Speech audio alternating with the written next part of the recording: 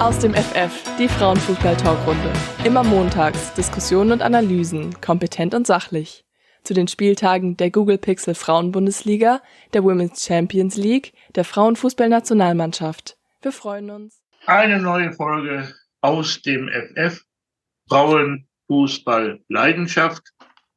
Herzlich willkommen zu unserer neuen Sendung oder Aufzeichnung. Heute wollen wir anfangen mit dem Thema Jennifer Hermoso und die Causa mit dem Herrn Rubiales. Keine Minute, keine Stunde vergeht mit einer neuen Entwicklung. Feststeht, dass dort ein Kuss gewesen ist. Man sagt da auch schraubstockmäßig angesetzt. Zitat aus NTV. Ja, viele streiten sich, war das ein Zugeständnis oder nicht. Fest steht jedenfalls, dass sich die Sache jetzt zugespitzt hat. Da wollen wir kurz drüber sprechen. Möchten wir unsere Meinung nochmal dazu äußern.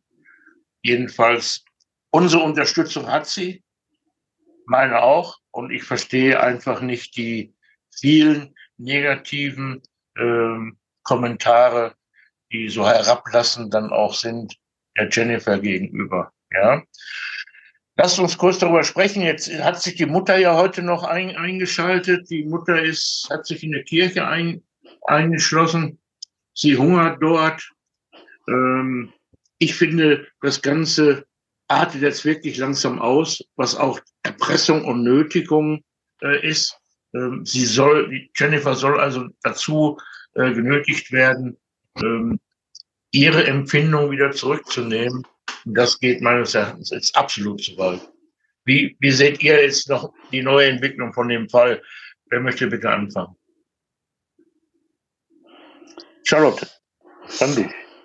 Ja, also ich finde, dass das langsam also mehr als ein Schmierenkomödie wird und das fängt schon an mit seinem Auftritt am Freitag da vor dem Verband, dem spanischen, wo er da, ich glaube, 3 oder 4 Mal gesagt hat, ich trete nicht zurück, ich trete nicht zurück. Also es hat eigentlich nur noch gefehlt, dass man seinen Fuß eingeblendet hat, mit dem er auf den Boden stampft irgendwie. Und also wie gesagt, es ist einfach nur noch für mich eine Schmierenkomödie zu Ungunsten von Jennifer Hermoso. Und ich glaube, ich sage jetzt mal allen Fußballerinnen oder allen Frauen gegenüber eigentlich, es bezieht sich schon nicht mehr nur auf den Fußball irgendwo, das Ganze. Es ist einfach, ja. Ich finde es widerwärtig, was da alles passiert. Muss ich ganz ehrlich sagen, das ist jetzt ein Kuss gewesen, der ist nicht ganz harmlos. Das darf man auch nicht verharmlosen. Er hat das Ding erzwungen, das konnte man ganz klar und deutlich sehen und erkennen. Es sind Bilder gefälscht worden, um seine Unschuld zu beweisen. Es wurden Familienangehörige von Jennifer angerufen. Sie wurde kontaktiert und so weiter und so fort. Ihr wurde nahegelegt, keine Auskünfte mehr zu geben und die Wahrheit zu sagen und so weiter. Natascha, wie würdest du die Sache einordnen? Also ich habe, nachdem ich dann heute das auch gelesen habe, was da jetzt aus seiner Familie kommt und was von seiner Mutter jetzt gemacht wird und was seine Cousine, glaube ich, oder Schwester dann auch der Presse hat zukommen lassen, war das Erste, was mir eingefallen ist. Naja, dann bei dem Verhalten jetzt der Frauen aus der eigenen Familie muss ich mich nicht wundern, warum er so ist, wie er ist, weil das ist so ein bisschen für mich so eine Art und Weise, wie er wird wie der kleine König behandelt. Also, und jetzt schützt man noch den kleinen König, der ja gar nichts getan hat. Also das ist mein Empfinden dabei. Und man kann nur hoffen, dass die spanische Nationalmannschaft bei ihrer Aussage bleibt, plus alle anderen, die da halt auch mit unterschrieben haben. Wir müssen sehen, wir haben eine Nations League in nicht mal 4 Wochen.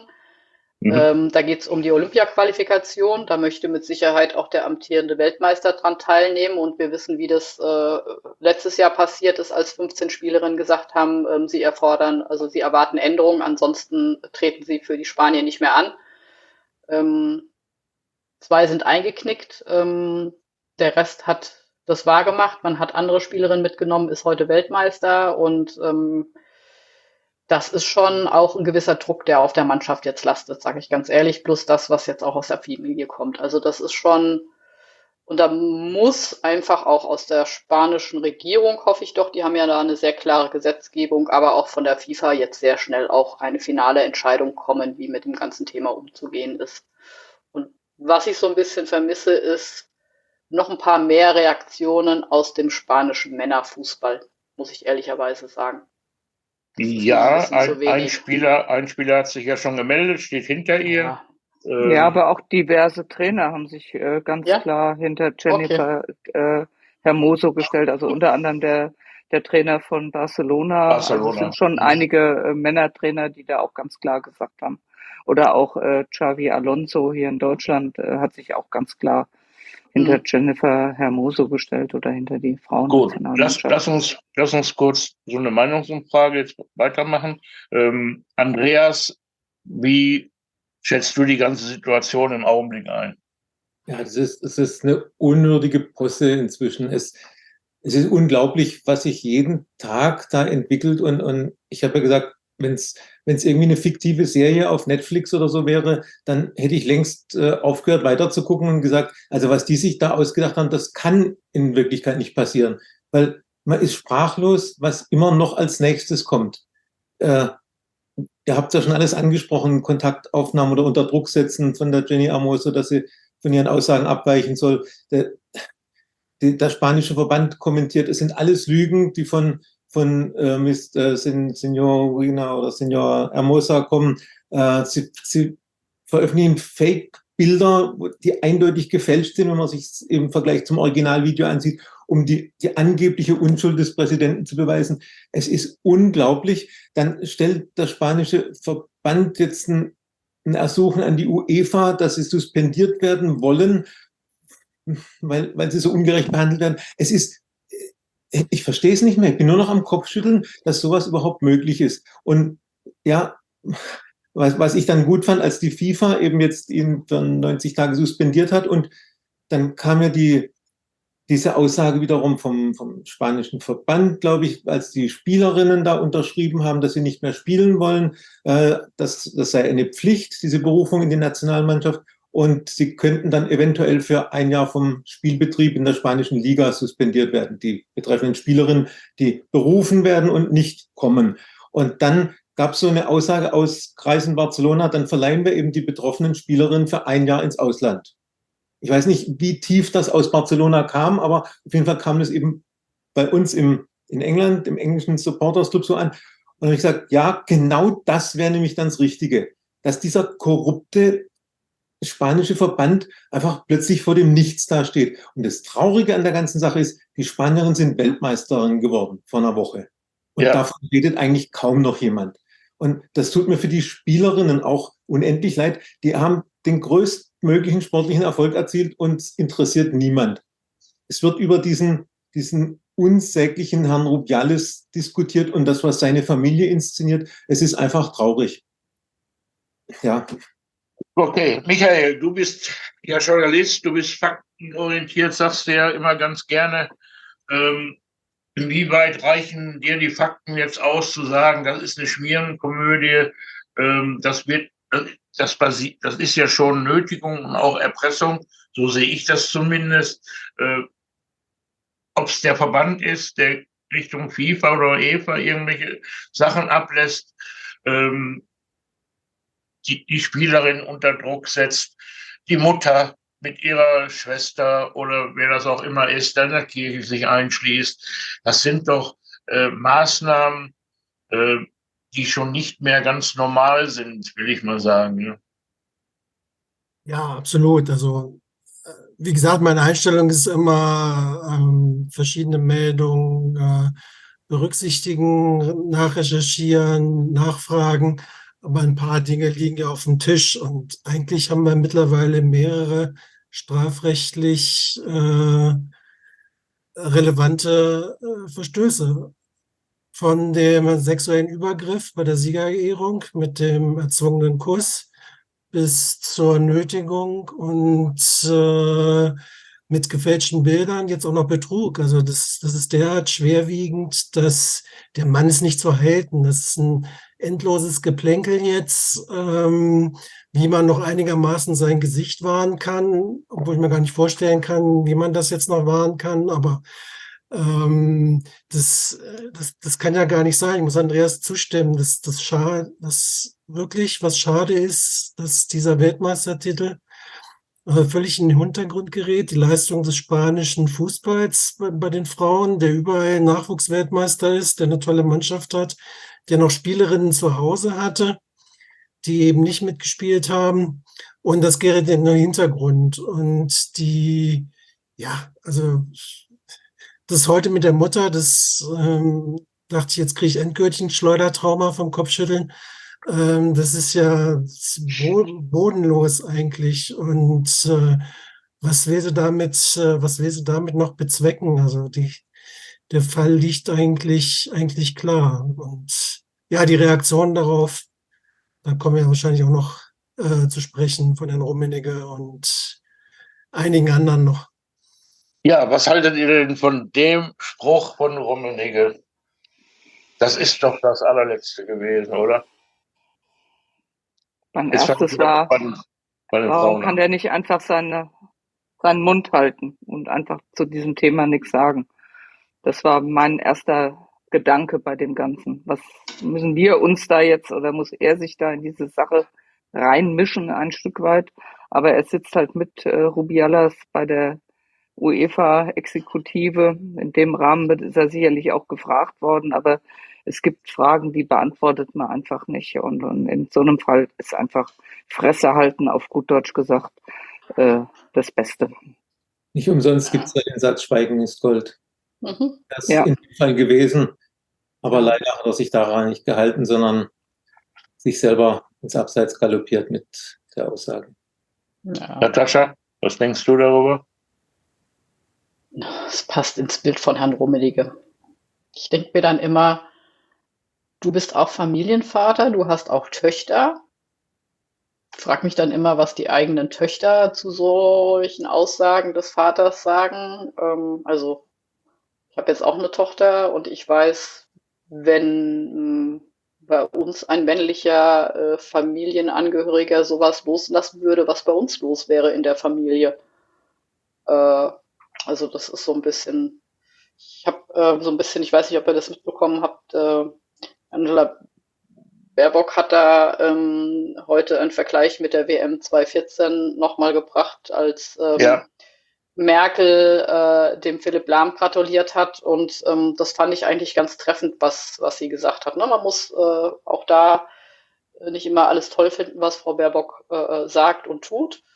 Aber der Vergleich war schon, den konnte man nachvollziehen, sage ich jetzt mal so, im Umgekehrten, weil ja immer wieder auch mal die Anmerkung gemacht wird, was wäre denn passiert, wenn das umgekehrt passiert wäre? Das würde umgekehrt gar nicht passieren, weil Frauen würde sowas gar nicht einfallen. Also das liegt wieder deren Natur, sage ich jetzt einfach mal so.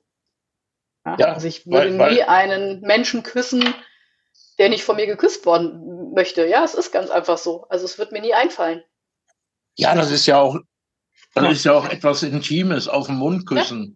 Ja.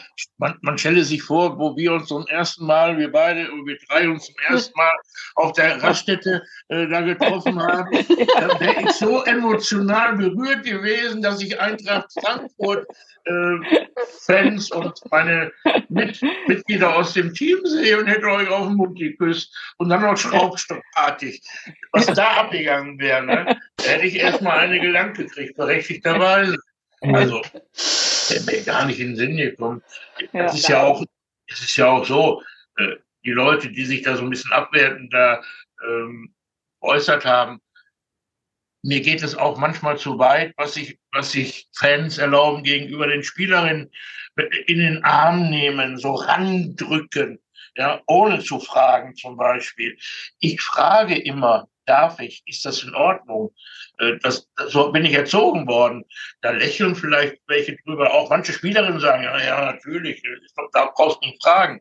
Aber das ist doch irgendwie eine Sache des Anstandes gegenüber einer Frau, der Respekt einer Frau gegenüber. Ich glaube, das ist bei vielen heutzutage schon verloren gegangen. Hat grundsätzlich auch was zu tun, dass man als Fan einen gewissen Respekt gegenüber allen Spielern und Spielerinnen haben sollte. Das hat jetzt noch nichts mal mit dem Mann-Frau zu tun, sondern das hat was für mich auch zu tun, wenn ich als Fan eine Unterschrift von einem Trikot haben möchte oder vielleicht ein Foto haben muss, ist jetzt nicht persönlich mein Ding, aber vielleicht mal ein Trikot unterschrieben haben möchte, dann frage ich höflich, ob das okay ist und ob das noch passt, weil vorher sind schon 50 andere gewesen, die das Gleiche wollten und vielleicht ist die 51. dann zu viel und das muss man dann in dem Fall einfach auch respektieren. Da gibt es ja inzwischen auch genug Leute, die dieses Stopp nicht mehr erkennen, ja, und das ist ein ganz schwieriges Thema in unserer Gesellschaft und wenn man das zu Hause nicht beigebracht bekommt und ich glaube, dass der spanische Präsident des Fußballverbandes zu Hause gewisse Regeln nicht beigebracht bekommen hat. Ich sagte, er wurde wahrscheinlich behandelt wie ein kleiner König. Und so ist er dann auch groß geworden. Es ist aber auch so, ne? Wenn du diese Siegesfeier mal anguckst, das Video davon, alle Spielerinnen hat er nur in den Arm genommen und so seitlich gedrückt. Hermoso hat er auf den Mund geküsst, provokativ. Da muss irgendwas dahinter gesteckt haben bei dem. Irgendein Ansinnen. Also das kann mir kein anderer erzählen. Wie gesagt, alle Spielerinnen gedrückt, ganz normal, wie man es halt machen kann. Und auch bei Hermoso hat er das wirklich mit den Händen hinter den Kopf dran gedrückt. Ne? Ja, aber er hat auf der anderen Seite Bonmatí irgendwie auf die Schulter genommen, ja. Und wenn du das Bild siehst, wie der seine Hand da in den Oberschenkel knallt, sage ich jetzt mal so. Ja. Ich glaube, ich hätte ihm hinten aber mal schön ins Genick gehauen, ja. Also mich würde jetzt keiner nehmen, ich bin viel zu schwer. Aber ich glaube, ich hätte ihm hinten ins Genick gehauen, wenn mich einer so so über die Schulter nimmt, ne? Das ist auch schon ein Bild. Das ist auch ein Bild, absolut unanständig. Das gehört sich nicht. Ja. Gehört sich einfach. Aber ich denke halt in dem Moment, ich meine, die Spielerinnen waren ja auch in einem gewissen Rausch in dem Moment auch gewesen. Du hast das Ding da gewonnen, du hast da ich sag jetzt mal 100 Minuten gespielt, wenn man das jetzt mal so gesamt sieht, die Spielzeit und bist auch emotional und voller Adrenalin und so weiter und dass du manches in dem Moment auch gar nicht so registrierst, ja, wahrnimmst. Und im Nachgang denkst, ey, sag mal, was ist denn da eigentlich passiert? Ja. Plus was dann noch von außen ja auch noch wahrscheinlich kommt, ja. Und wenn man es gibt noch ein Bild, was der Verband irgendwie so darstellt, als hätte sie ihn hochgehoben. Das soll mir mal einer vormachen, so wie er die Arme um sie hat, wie sie ihn da hochgehoben haben soll, sondern der ist da die angesprungen, auf gut Deutsch gesagt, und ist hochgesprungen hinten, ja. Also, das ist alles einfach irgendwie gar nicht möglich, ja. Und das wird jetzt alles da so, ja, abgewälzt auf eine Frau, sage ich jetzt mal. Ja, das ist ja so, ne? Andreas, möchtest du noch was dazu sagen, ergänzend? Nee, man ist einfach nur sprachlos. Und ich denke, ja, wenn sowas in der Siegeseuphorie oder in den Emotionen passiert und man wird sich hinterher bewusst, wenn sich da Rubiales bewusst geworden wäre, oh, da ist mir aber ein totaler Fehler passiert. Und er hätte sich ehrlich und aufrichtig entschuldigt, dann wäre das Ding vom Tisch gewesen. Ja, sicher. Er hat ja bis jetzt noch nicht erkannt, was für einen Fehler er gemacht hat. Im Gegenteil, er setzt ja immer noch mehr einen drauf. Immer noch mal. Und der Verband genauso. Aber ich will auch den Nationaltrainer Bilda da nicht rausnehmen, der ja total auf Seiten des Präsidenten war. Da hat er 4 Jahre Vertragsverlängerung angeboten bekommen, applaudiert. Ich trete nicht zurück, er applaudiert. Er ist derjenige, der am lautesten applaudiert hat. Alle aus seinem Trainerteam treten zurück, er nicht. Jetzt plötzlich merkt er, oh, das Schiff könnte vielleicht doch untergehen. Jetzt kritisiert er den auch. Also das ist ja auch extreme Charakterschwäche. Oder was heißt, es bestätigt eigentlich das, was man als Eindruck über die letzten Jahre von dem Herrn Wilder gewonnen hat. Also es ist insgesamt eine Posse, das ist unglaublich und die gehören einfach alle weg. Und nochmal, die Spielerinnen sind Weltmeisterinnen. Das müsste das Hauptthema sein. Die müssten gefeiert werden jetzt und nicht sich gegen so einen Scheißdreck wehren müssen. Ja. Micha, du den Abschluss jetzt finden. Ja, ich habe mich die letzten Tage öfter mal gefragt, wie wohl Alex Popp reagiert hätte, wenn der DFB-Präsident ihren Kopf genommen hätte und ihr da einen Kuss auf den Mund gedrückt hätte. Ich bin relativ überzeugt, dass der Herr Neuendorf das nicht machen würde, aber nur mal theoretisch gesprochen. Eigentlich ist es schade, dass er ihm nicht direkt eine gescheuert hat. Das wäre eine ganz andere Situation dann noch gewesen. So ist das, naja, sie hat ja noch so ein bisschen gelächelt, säuerlich, aber so, und dann wird ihr da unterstellt, naja, das war schon vereinbart oder geschieht im Einvernehmen. Und nochmal ganz kurz zu Herrn Rummenigge und dessen Rechtsverständnis. Ich meine, wir wissen alle, dass er vorbestraft ist und warum. Und seine Äußerungen zu Katar sind auch in der Vergangenheit höchst problematisch gewesen. Also dieses Fördern von ist schon alles nicht so schlimm. Und es gibt wichtigere Themen, wie es leider auch viele Fans in den Foren geschrieben haben. Mein Gott, richtet ihr euch da auf? Ist doch mal gut. Natürlich würden wir uns alle lieber über die tollen Pässe von Bonmati unterhalten oder über das Tor von Olga, aber das Thema kann man ja nicht totschweigen. Und wie gesagt, an sich muss die Staatsanwaltschaft in Spanien aktiv werden. Die FIFA ist aktiv geworden. Ich weiß nicht, ob es die UEFA auch noch tut. Und aus meiner Sicht gibt es für den Verband und für den Trainer nebst Trainerstab keine Zukunft. Da muss ein ganz neues Team her. Ja, auch für den Verbandschef, ne? Auch. Ähnlich konsequent, wie man das in den USA letztes Jahr gemacht hat, als die ganzen Themen zutage kamen, wo man ja auch einmal komplettes Reinwaschen gemacht hat, plus auch entsprechende Personen eingeschaltet hat, um das Ganze zu bewerten und dann Bericht und ich sag mal auch zukünftige Vorgaben zu implementieren, dass Ansprechpartner vorhanden sind, wenn solche Sachen wieder passieren. Ja, ich sage auch nur das ganze Thema MeToo, was so mit Weinstein damals rausgekommen ist. Also das passt halt alles rein und ich glaube, es ist für den spanischen Fußball und grundsätzlich auch für alle anderen Länder, wo Frauen Fußball spielen oder Frauen Sport treiben. Das darf man ja nicht nur auf den Fußball irgendwie. Ich erinnere mal Handball, die Thematik, die in Dortmund mal auch letztes Jahr mit der Trainerentlassung, wo es ja auch entsprechende Gerüchte gab, was der Trainer gemacht hat und wo sich Spielerinnen entsprechend irgendwann dann auch gewehrt haben. Also das muss einfach durchgezogen werden, weil es geht auch um die zukünftigen Generationen, die jetzt im Kindergarten sind, die jetzt, ich denke auch an so Organisationen wie von der Tuba Tekal, die sich extrem mit Migrationsspielerinnen oder mit Spielerinnen beschäftigt, die halt sowieso aus einem sehr konservativen Elternhaus kommen, wo das ganze Thema, wie gehen Männer mit Frauen um, sehr kritisch betrachtet wird, die immer gucken muss, dass sie nur Frauen als Trainer, als Betreuer hat, weil Männer dort nicht zugelassen sind.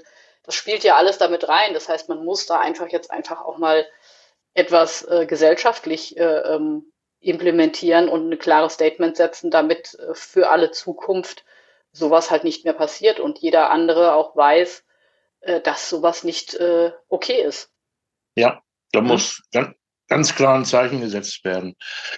Okay. Am Ende des Tages, ein Satz aber noch, am Ende des Tages liegt es aber auch an jeder einzelnen Familie und jeder einzelnen Mutter und Vater, wie er zukünftig seine Kinder bei dem Thema auch erzieht. Also auch das Thema Respekt gegenüber Frauen. Das geht im Kindesalter schon los, muss man ganz klar sagen. Und wenn da nicht die richtigen Schritte in unserer Gesellschaft gelegt werden oder in der europäischen Gesellschaft oder weltweiten Gesellschaft, dann wird es da immer wieder Probleme geben.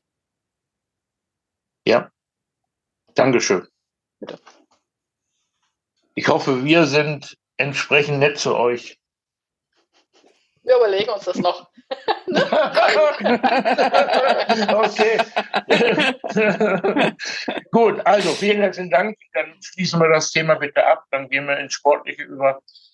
Aber zunächst dann auch hier nochmal Verletzungssorgen. Bayern München hat es getroffen wieder mit 2 Spielerinnen. Knieverletzung wieder langfristig. Und Nürnberg heute die Meldung gekommen, dass die Lea Paulik verletzt ist. Ja, Andreas, euch hat's wieder getroffen, ne? Ja, ich meine, wie wir schon oft gesagt haben, es tut einem um jede einzelne Spielerin leid, die mit so einer schweren Verletzung lange ausfällt. Also ja, Kreuzbandriss bei der Veronika Zawistowska, kommt gerade aus Köln von der Leihe zurück, will jetzt in München sich beweisen, ist die Saison wahrscheinlich komplett raus. Die junge Torhüterin, die Isländerin Cecilia Runasdottir mit Knieluxation, keine Ahnung, kann ich nicht einschätzen, wie lange es dauert, aber monatelang bestimmt. Letzte Saison mit erst Hand gebrochen, dann Finger gebrochen bei der EM. Also das Mädel hat auch Pech, ja. Aber ja, will es nicht auf Bayern beschränken. Es gibt verletzte Spielerinnen bei allen Vereinen. Es tut mir um jeden leid. Und ich meine, jeder weiß halt über seinen Verein am besten Bescheid. Deswegen für die Münchnerinnen habe ich eben sofort gelesen und gedacht, schon wieder. Ne? Jetzt kommt gerade zurück, jetzt sind die nächsten Caro Simon ja auch praktisch die ganze Saison raus. Es ist einfach ein Scheiß mit den vielen Verletzungen. Ja, vor allen Dingen kommt die Julia Gwynn kommt gerade wieder zurück, ne? Ja. Aufs Feld, eine Positivmeldung und dann kommt das. Ne? Wie sieht es eigentlich so in Frankfurt im Augenblick aus? Ihr habt ja demnächst das Mini-Turnier, seid ihr verletzungsfrei aus dem Trainingstag? Sarah Dorsun fällt weiter aus. Also die war jetzt auch im Trainingslager nicht dabei, also zumindest die ist nicht aktiv zugereist, aber nicht im Training dabei. Also die fällt auch noch aus. Also das scheint auch da mehr gewesen zu sein, wie das, sag ich mal, in Australien klang damals, ja, wie die Verletzung publik wurde. Ja, okay. Aber genaues wissen wir nicht. Genaues weiß man nicht. Muskel, wohl schon Faserriss irgendwie entsprechend und das dauert halt auch, wenn es entsprechend ist. Ja. Also sie geht wohl laufen, allerdings halt auch unter dieser, ich sag mal, Luftglocke, so wie das auch die Kreuzbandverletzten machen, wenn sie anfangen zu laufen. Ja, ganz genau, aber halt mit dieser Unterstützung. Die Tretmühle, damit du halt nicht so eine Belastung hast. Also das macht sie wohl. Aber ansonsten hat sie, glaube ich, Reha. Verena Henschow kommt aus einer Verletzung jetzt zurück. Die hat jetzt wieder angefangen. Bei Jeannie Kirschberger muss man jetzt nochmal gucken. Die hatte ja diese erneute Operation da an ihrem Schienbein durch diesen Bruch, wo ja wieder was rausgeholt worden ist. Aber ich glaube, die trainiert jetzt wieder, muss manchmal noch ein bisschen aufpassen. Ja, aber im Trainingslager hat sie auch, glaube ich, ein paar Sachen nicht mitgemacht. Aber die hat so in Freundschaftsspielen hat sie gespielt. Also in dem ersten gegen Mainz hat sie sogar, glaube ich, 90 Minuten gespielt. Also Letizia, die Santos ist noch auf dem Weg, ja, Santos. Also die hat, glaube ich, jetzt noch nicht gespielt. Ja. Und die ist ja seit Weihnachten sozusagen außer Gefecht gesetzt. Also die hat aber, glaube ich, voll mittrainiert. Mhm. Wie sieht es bei dir aus in Hoffenheim? Michael, da bist du ja ganz gut vernetzt und verdrahtet. Ja, es sind natürlich auch schon wieder einige Verletzte, jetzt keine ganz langwierigen Sachen, aber man darf nicht vergessen, dass Isabella Hartig jetzt auch schon ein Dreivierteljahr ausfällt und man da nicht so genau weiß, wann sie wiederkommt. Kurzfristig jetzt während des Sommers Julia Hickelsberger, Michi Specht, Pauli Krumbiegel immer wieder mit muskulären Problemen. Aber ja, das sind jetzt keine ganz schwerwiegenden Sachen. Wenn ich an Köln denke, wo die Selina Cerci wieder ausfallen wird, für Köln, glaube ich, ziemlich schlimm. Und so kann man das fast quer durch die Liga. Jetzt Nürnberg, sind schon einige wieder, ja. Ja, ich glaube auch, das wird leider, und das sage ich jetzt schon leider, wir werden uns, wenn die Liga anfängt und wenn die Nation League Liga anfängt, leider Gottes noch vermutlich mit dem einen oder anderen Ausfall beschäftigen müssen. Ja, weil einfach die Belastung ist. Ich meine, die Nationalspielerinnen kommen jetzt Step by Step alle zu ihren Mannschaften zurück. Also nachdem sie dann, je nachdem, wann sie ausgeschieden sind, bei der WM hatten sie ja nochmal so 14 Tage, 2,5 Wochen Pause, je nachdem, was da der Verein vereinbart hat mit den Spielerinnen. So, jetzt fangen die wieder an zu trainieren. Da und dort geht bald die Runde los oder Mini-Turniere, was halt auch immer so ist. Also ich bin mal gespannt, wie diese Spielerinnen, die eine M in den Knochen hatten, die Saison in den Knochen hatten, die diverse Pokalrunden zu spielen hatten, Champions League zu spielen hatten, jetzt die WM hatten, wie sich das so insgesamt auf die Konstitution auswirkt und wie häufig und viel die stark belasteten Mannschaften und deren Trainern auch tatsächlich rotieren, um diese Spielerinnen zu schützen. Also da bin ich sehr, sehr gespannt, ob da man dann auch endlich mal den Kader, den man hat und wo man rotieren könnte, auch nutzt im Sinne der Spielerinnen. Oder ob man sagt, nee, ich will unbedingt meine Punkte kriegen, damit ich Erster, Zweiter sicher werde, um wieder Champions League zu kriegen oder was auch immer halt die wichtigsten Ziele sind, um irgendwie vielleicht auch Spielerinnen zu halten. Also das finde ich das wird dieses Jahr ein ganz interessantes und spannendes Thema, was man zu beobachten hat, meiner Meinung nach. Okay. Andreas, du hattest beigepflichtet? Ja, absolut, da stimme ich zu. Also gerade die Top-Vereine haben ja personell aufgerüstet, also auch in der Kaderbreite. Und da wird es entscheidend sein, dass die Trainer mit diesen breiteren Kadern eben auch richtig umgehen und wirklich rotieren und den Spielerinnen auch vermitteln, diese Startelf, die gibt's nicht mehr zu eurer eigenen Sicherheit, zu eurem eigenen Schutz. Und das muss man mal sehen, da sind viele Trainer jetzt auch gefordert und da bin ich auch mal gespannt, ob sie es hinbekommen. Also wir haben letzte Saison den Alex Strauß sehr gelobt, zu Recht gelobt, weil er in München wirklich was bewegt hat. Jetzt muss er beweisen, dass er auch mit einem großen Kader umgehen kann, wenn hoffentlich nicht noch weitere Verletzungen dazukommen. Und ja, ich meine, einige wenige haben es letztes Jahr hinbekommen mit der Rotation in den großen Kadern und entsprechend auch Erfolg gehabt oder weniger Verletzungen. Und ja, wird ein zentrales Thema sein. Leiten wir gleich über nach Frankfurt. Ihr habt das Mini-Turnier. Frankfurt möchte ganz gerne in die Champions League Quali. Also was? Nächste Runde. In die nächste Runde. In die nächste Runde. Ja. Testspiele laufen eigentlich im Moment ganz gut. Man könnte sich ein bisschen wünschen, mehr Internationalität. Also war ja jetzt unten im Schwarzwald im Trainingslager. Wo waren die im Schwarzwald, weißt du das? In der Ortenau, in Lautenbach. Lautenbach, ja. Okay. Charlie und ich haben gestern, als wir bei der U20 zum Spiel waren, so ein bisschen philosophiert. Man hätte ja auch jemanden aus der französischen Ecke sich mal als Trainingsspielpartner holen können. Warum muss es jetzt wieder ein deutscher Bundesliga-Verein sein? Also das ist so ein bisschen, also Trainingsspielergebnisse sind eigentlich ganz gut. Es werden auch viele junge Spielerinnen eingesetzt. Schauen wir mal, was tatsächlich jetzt bei rauskommt. Ja, muss man mal gucken. Pia Wolter spielt sehr gut. Also das ist eine sehr gute Verpflichtung auf der Außenbahn. Ich glaube, tut der Mannschaft sehr gut. Die talentierten Spielerinnen aus der U20 haben sie ja nach oben gezogen. Das sind ja alles die verdienten EM-Sieger mit der Fritzi Kromp, die alle auch da Stammspieler waren, die auch U19 jetzt gespielt haben. Also es ist wirklich eine talentierte Truppe.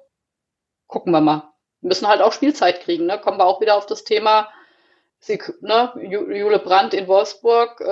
Du kannst dich nur entwickeln, wenn du halt auch Spielzeit kriegst, wenn du halt auch spielen darfst, mit dem Risiko, dass vielleicht auch mal was schief geht. Was ist mit Greve? Hat die sich eingespielt? Die spielt eigentlich. Ja. Ja? Also ich habe nur ein Spiel gesehen und da fand ich sie jetzt ein bisschen unauffällig, sage ich jetzt mal. Aber das hat jetzt nichts zu sagen. Ja, aber sie spielt regelmäßig. Ja, sie spielt regelmäßig in den Testspielen, auch immer von Anfang an mit. Ja. Gut. Aber es wird in 1,5 Wochen ernst, ne? Ja. Bei euch. Ja. Gut, dann drücken wir euch mal die Daumen. Ich bin ja dabei. Ja, Also wir nicht drücken uns auch die Daumen. also nicht, ich spiele nicht mit, sondern ich gucke zu. Ne?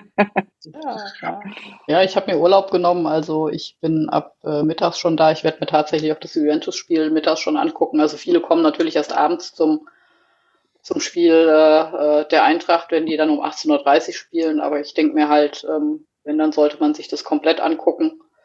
Das heißt, ich bin mittags schon da und also gegen Juventus, das wird schwierig. Aber auch die müssen, ich sag mal, die haben auch diverse Spielerinnen bei der WM gehabt. Muss man einfach mal gucken, wie läuft's bei denen jetzt so insgesamt. Ja. Gut. Andreas, wie siehst du die Aussicht? Wie siehst du so Eintracht Frankfurt in dem Miniturnier? Und gleich der Michael hinterher. Ich finde es nach wie vor eine clevere Entscheidung von Frankfurt, dass man dieses Miniturnier selber ausrichtet, weil es wird, wenn es normal läuft, wird es auf dem Finale, diesem Miniturnier Frankfurt gegen Juve rauslaufen. Und da eben den Heimvorteil zu haben, ist sicherlich eine gute Sache. Ja, Frankfurt und Juve, beide haben diverse Nationalspielerinnen abgestellt und keine kommt eigentlich mit einer richtigen Euphorie von der WM, sondern im Gegenteil, entweder kaum gespielt, gar nicht gespielt, Enttäuschung, sowohl die deutschen als auch die italienischen Nationalspielerinnen. Also sind ähnliche Voraussetzungen und ja, wird eine offene Geschichte und ich denke oder ich wünsche euch Frankfurter und Frankfurterinnen, dass der Heimvorteil dann einen Ausschlag gibt und ihr da in die nächste Runde einzieht. Es wird nicht einfach, aber ich denke, es ist zu packen. Ja, auch nicht so unglücklich ausscheidet wie gegen Ajax letztes Jahr. Ne? Michael, wie siehst du es? Ja, ich denke, Frankfurt sollte das schaffen. Ich traue ihnen das auch zu. Juve ist eine Herausforderung, zweifellos, aber so sehr überzeugt mich der italienische Fußball jetzt nicht. Auch als Hoffenheim damals in Zürich die Qualifikation gespielt hat. Wir waren gegen AC Mailand hoch überlegen und haben das dann damals geschafft. Und Heimvorteil, gute Sache, denke ich. Und es wäre gut für den deutschen Frauenfußball, wenn eine dritte Mannschaft in die Gruppenphase kommt. Wenn sie wieder scheitern, ja, das könnte dann schon so einen kleinen Knacks geben. Ah, okay. Wie seht ihr das, ihr beiden Frankfurterinnen? Gibt es einen Knacks? Ja, es kann schon Auswirkungen haben. Ich sag mal, wir sprechen über unsere Nationalspielerinnen, die jedes Mal die Bank warm halten dürfen, weil Wolfsburg und Münchner Spielerinnen spielen, immer begründet mit fehlender internationaler Erfahrung. Das werden die Spielerinnen sich dann irgendwann, wenn es um das Thema Vertragsverlängerung geht, überlegen, was tun sie, auch wenn sie sich noch so wohlfühlen in Frankfurt, muss ich nicht den Schritt in einen sicheren Champions League Verein gehen, um in der Nationalmannschaft auch endlich die Spielzeiten zu bekommen, die sie eigentlich verdient hätten. Also wenn wir mal explizit eine Laura Freigang nehmen, ich glaube, die hätte der deutschen Mannschaft in Australien sehr gut getan mit ihrer Art und kriegt keinen Stich da drauf, ja. Das ist einfach, oder auch eine Sophia Kleinherne als gelernte Verteidigerin, kriegt nicht mal eine Spielzeit, was ich einfach nicht nachvollziehen kann. Ja. Ja, also das ist ein Unding. Also nein, das ist absolut, da unterstütze ich dich. Und ich glaube, das haben wir oft genug schon auch thematisiert. Also Sophie Kleinherne hätte mit Sicherheit spielen müssen, weil das ja auch dringend gebraucht war an der rechten Seite. Man hat sich selbst quasi aus dem Spiel genommen mit der Wut in der Verteidigung. Klar, und Laura Freigang hätte mit Sicherheit verdient gehabt, nachdem sie bei der EM schon Spaßvogel mit war, hätte rein menschlich eigentlich schon verdient gehabt, das ein oder andere Spiel auch mal länger zu spielen. Ne?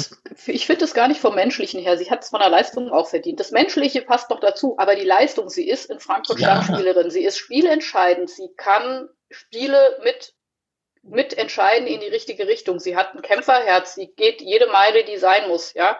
Sie geht auch in die unangenehmen Zweikämpfe rein. Sie ist eklig, wenn es sein muss.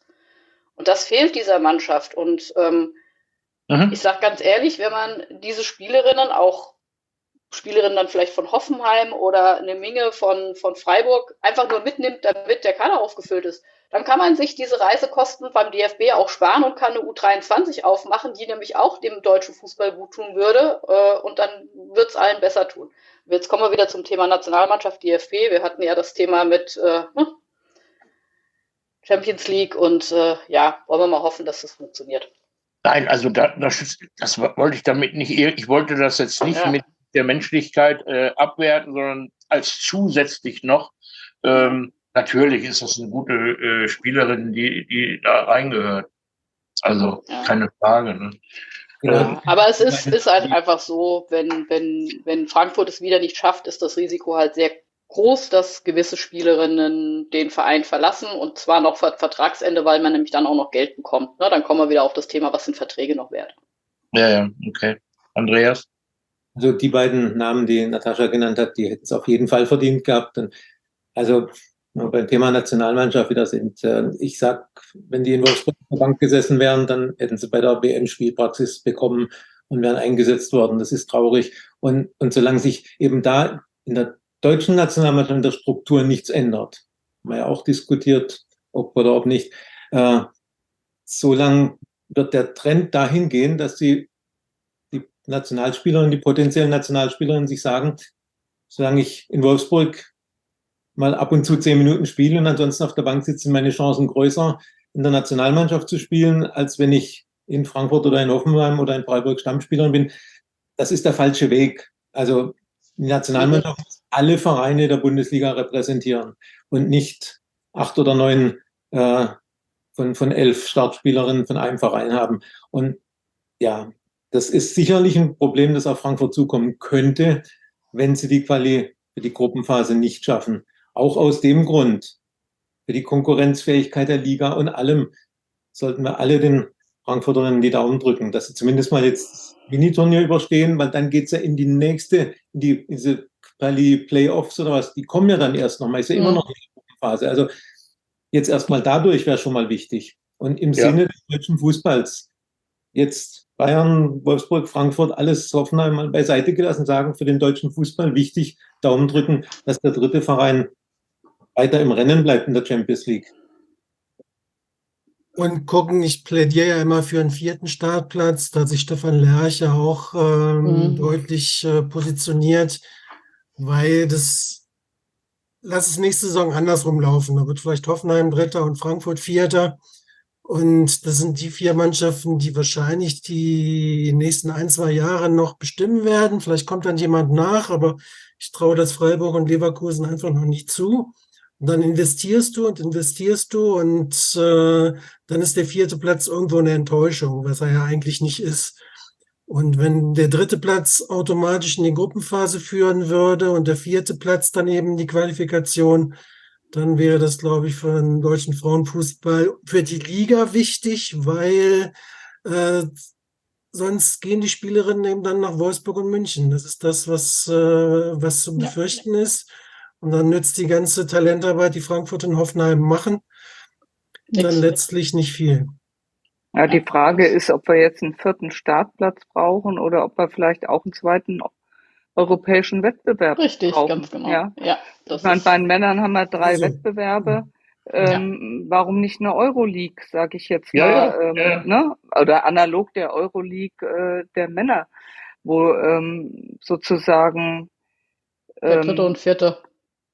reinkommt. Also wenn er sich dann nicht für die Champions League qualifiziert, rutscht er in die Euroleague rein und automatisch ist, was weiß ich, wegen wir von der Schweiz der 2. auch für eine Euroleague qualifiziert, weil die Schweiz zum Beispiel nur einen Startplatz im Moment hat, der auch nur übers Mini-Turnier irgendwie weiterkommen kann. Also vielleicht ist das auch vielleicht ein besserer Weg noch wie ein 4. Startplatz irgendwie. Ja. Jedenfalls wäre es wichtig, dass wir den 4. Platz nochmal eine Wertschätzung geben. Aufwertung geben. Ja. Okay. Lass uns das dann auch kurz beenden. Wir sind schon sehr in der Zeit. Ich habe jetzt hier noch weil wir die Freundschaftsspiele hatten wir ja auch ganz kurz angesprochen, sind eigentlich nicht groß zu bewerten. Die die Bundesligisten haben sich ja meistens durchgesetzt, wenn ich das so überblicke, bei den Freundschaftsspielen. Also da ist jetzt nicht irgendwie eine große Überraschung passiert. Die zweite Liga ganz kurz ansprechen. Habt ihr das verfolgt? Die Ergebnisse zumindest? Ja, zum Teil. Also wir haben, Charlie und ich waren gestern bei unserer U20 und haben uns unsere 4-1-Niederlage gegen den HSV angeschaut. Ja, schauen wir mal. Keine Chance. Keine Chance. Entschuldigung. Keine Chance gehabt gegen HSV? HSV klar überlegen? Nein. Also es ist, ich glaube, du merkst, dass die starken Spielerinnen in die Bundesligamannschaft hochgezogen worden sind. Die waren ja auch in der U20 bestimmt, eine Jelle Weid, eine Engel, ganz genau, ja. Also die waren alle, waren ja auch die Leistungsträger in der U20, sind jetzt in der Bundesligamannschaft, zumindest mal die ganze Vorbereitung. Mal gucken, wie es dann halt in der Saison aussieht, wie weit sie tatsächlich permanent auch im Kader sind oder ob sie teilweise punktuell wieder runtergegeben werden. Das muss man halt mal sehen. Also das ist schon eine Mammutaufgabe für eine Fritzi Kromp und eine Julia Simic da jetzt auch, weil da ja auch junge Spielerinnen hochgekommen sind, die Mannschaft jetzt zu formen. Wird ganz spannend werden. Wenn man sich die Ergebnisse der Wolfsburger zweiten Mannschaft anguckt, auch nicht besonders gut. Also müssen wir schauen. Alle zweite Mannschaften haben eigentlich schlecht abgeschnitten am Wochenende. Ja. Andreas und Michael, Bayern München gewinnt in Hoffenheim. Voraussehbar? Auf 75 Zuschauer, wenn ich das richtig gelesen habe. Das ist natürlich traurig. Und, furchtbar. Natascha und ich hatten ja gestern ganz kurz geschrieben im Forum zu den Zuschauerzahlen. Insgesamt ganz gut. Also das eine Spiel Turbine war gut, die anderen sind zu wenig. Das muss sich natürlich noch entwickeln in der zweiten Liga. Und in Frankfurt können natürlich mehr kommen als in Hoffenheim, was dann in den kleinen, schönen Ort St. Leon Roth spielt, wo der Frauenfußball jetzt nicht verbreitet ist und das Duell zweier zweiten Mannschaften zieht dann auch nicht so. Aber die Zuschauerzahlen in Hoffenheim bei der zweiten sind immer schlecht.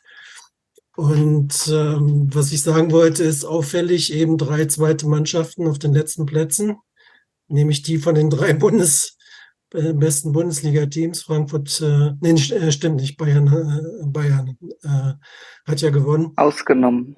Genau, ausgenommen. Wolfsburg, Frankfurt hinten. Und von daher, für Hoffenheim wird es eine schwere Saison. Auch die haben sehr, sehr viele Verletzte, langwierig Verletzte. Neuer Trainer, aber bei denen steht die Ausbildung im Vordergrund. Frankfurt, neues Team. Wolfsburg habe ich die Aufstellung jetzt noch nicht groß geguckt. Natürlich guckt man immer so mit einem Herzen auch auf das, was Turbine macht. Machen wir gleich. Okay. Andreas, zu Bayern München, du wolltest vorhin was sagen. 75 Zuschauer, sicherlich enttäuschend.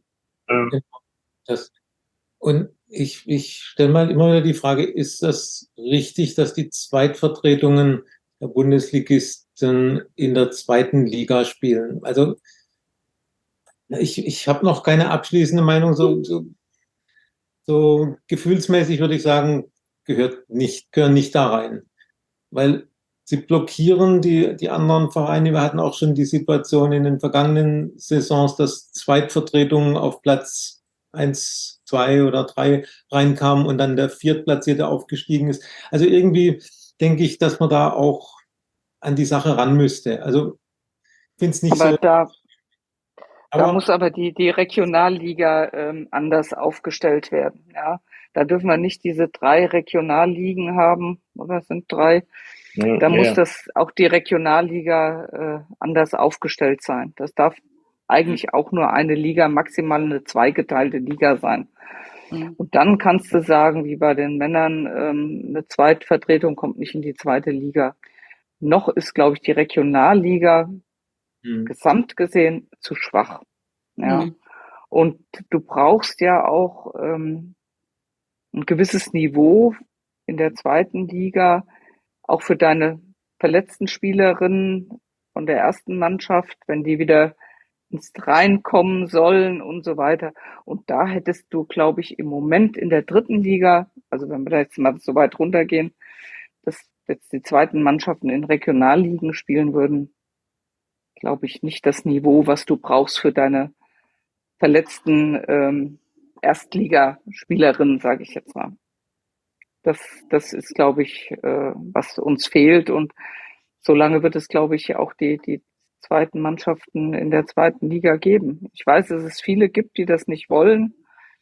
Bis zu einem gewissen Punkt kann ich das auch verstehen. Auf der anderen Seite sind sie auch benachteiligt, in Anführungszeichen, was der Einsatz von Spielerinnen über 20 angeht. Das dürfen ja nur 3, glaube ich, spielen, die über 20 sind. Und damit hast du auch diese ganzen Jungen, also wenn ich an die eine bei uns jetzt gestern denke, das Mädel, ja, einen halben Kopf vielleicht kleiner und die Hälfte von meinem Gewicht so ungefähr, jetzt mal ein bisschen überzogen gesagt, die dann gegen so eine gestandene Spielerin nachher wie eine Jobina La oder irgendwas spielen muss, da machst du keinen Stich, ja, also kann sie auch nicht, weil sie körperlich dem nicht gewachsen ist, ja.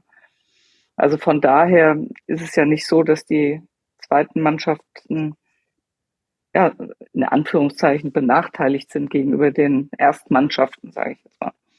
Das hat auch ein Thema, auch da kommen wir wieder auf das Thema Kosten hin, ne? Wenn wir überlegen, wir machen eine Regionalliga eingleisig oder zweigleisig, hast du ganz andere Fahrtzeiten, du hast Übernachtungen, ja. Wir haben Mannschaften in der Bundesliga, zweiten Liga, die kämpfen schon mit den Kosten und wissen nicht, wie sie es stemmen sollen. So, jetzt stellst du dir vor, du gehst noch her und packst eine Regionalligamannschaft in eine eingleisige Regionalliga oder zweigleisig mit viel längeren Fahrzeiten, mit Hotelübernachtungen, dann fallen dir ganz viele Vereine da auch ganz wieder raus, die sagen, sorry, können wir uns nicht leisten, weil wir das nicht finanziell gestemmt kriegen.